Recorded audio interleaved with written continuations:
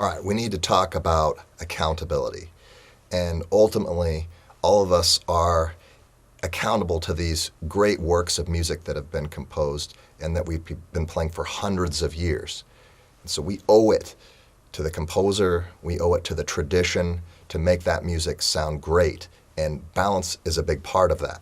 But we also need to hold our students accountable for the balance and blend.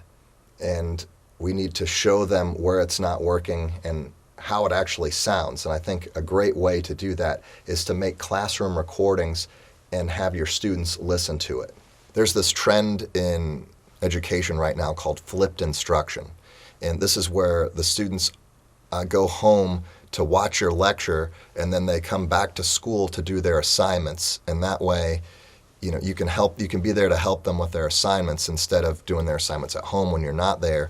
And so sort of like a flipped instruction model for orchestra would be making a classroom recording and having your students listen to that recording at home and come back and evaluate and ask them, what's happening here, what's happening there. And I think this could be good for a lot of different things. I think it could be good for establishing tone, talking about dynamics or whatever. But I think just about everybody can understand balance and blend. Like, can you hear the cellos here in this section? Yes or no? I think it doesn't take a whole lot of musical talent to be able to detect that cello sound. Can you hear it or not? So you make a recording, there's some balance problems, and they can hear those at home. You come back, you talk about them. Okay, here's what we do to fix them. All right, cellos, you're going to play in a lower bowing lane. Let's play with a little bit more grip on the string. Okay, everybody else, let's play in a little higher bowing lane. Let's fix this issue and try to work on it. Okay, some are going to do it, some are not going to do it. Okay, so you make a recording. You tell them, hey, we're going to make a recording in a couple days. We're going to do this again. Make another recording. Are we getting better? Are we making progress? Are we growing as an ensemble?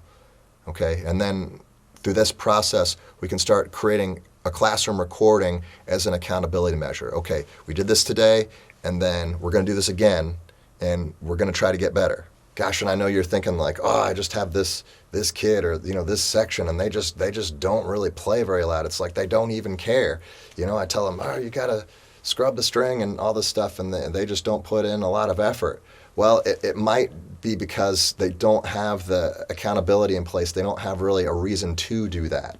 If you're used to playing in a section with a lot of people, or if you're in a homogeneous beginner classroom and everybody's playing the same line from one of the technique books, then there's not really a reason for you to ever have to project. So some students really never learn that projecting sound. And now that they're in a diversified ensemble where they have a specific role they need to play, and they're not used to playing that role, you got to figure out how to break them out of their shell and get them to play out.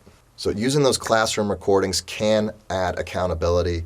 You can also rewrite some of the parts and give them a little bit more support or put them next to a stronger player. That way they have something they can model to and help them build more confidence as they're being held accountable.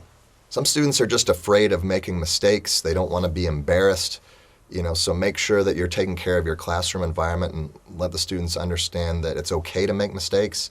And there's this common expression that says, if you're going to make a mistake, make a loud mistake, because in a rehearsal situation, if you can hear the mistakes, they're easier to fix. And, your teacher's there to help you.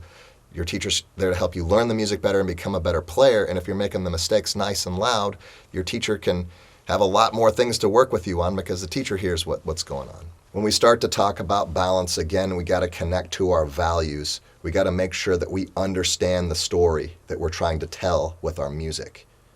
Okay? Are we doing a good job of that? Are we doing a good job of telling the story right? So through this process, we can create accountability to the story.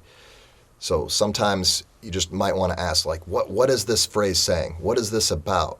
Create some sort of imagery in your head, some sort of mental picture, visual picture, and what is the music supposed to sound like to create that picture, to paint that painting? If it's a programmatic piece of music, what story did the composer intend to represent? And how do we need to represent that? When a student takes on that role, and they become an actor in that moment, and they're playing that role. That helps with the accountability because they're accountable to that character and that role that they're playing. And for a lot of students, especially students that are shy, it helps them overcome that because it's not them that's doing it, it's this character that they've created that's doing it. And so they're free to experiment and do all sorts of different things that their shy selves wouldn't normally do. So every phrase of music should connect to some sort of emotion or feeling, or it should paint some sort of a picture or tell some sort of a story. And the balance and blend really helps to tell that story or create that feeling or paint that picture. Are you like that actor that's on the stage that's just not projecting enough, people can't hear? Or are you not enunciating, they can't understand what you're saying? You have to hold yourself accountable to the audience because the audience would like to be able to hear you. They don't want to be confused and they don't want to strain their ears to have to figure out who has the melody. So hold your students accountable to the audience as well. Make sure people, even in the very back row, can hear the melodies when they're played.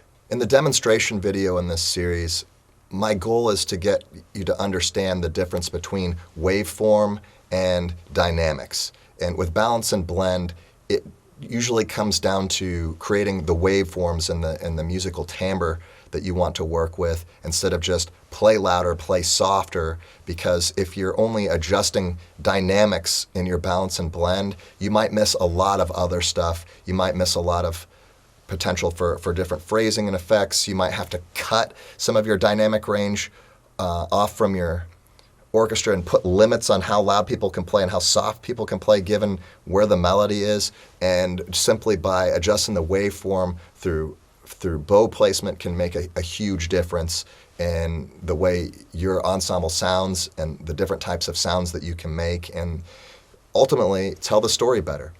So hope you enjoy this series and we'll see you in the demonstration video.